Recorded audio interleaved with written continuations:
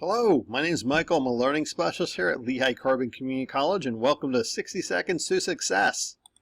Today we're going to be talking about rhythms and routines of a semester. Each semester in each class is different. Each semester in each class has its own rhythm and routines, and the sooner you can spot them, the more successful you can be. Right? Rhythms are things that occur every so often. So every 3 weeks there's a test. Every 2 weeks there's a lab report due. Every week you have this type of activity or something like that. That's a rhythm. A routine are things that happen each day, right? So professor takes attendance, right? Makes announcements, outlines the class, gives you a quiz, right? Maybe those are things that occur every day. There's a routine that occurs with those, right?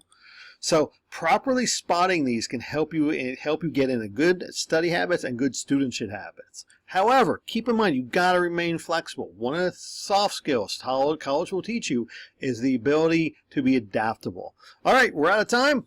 Catch you all later.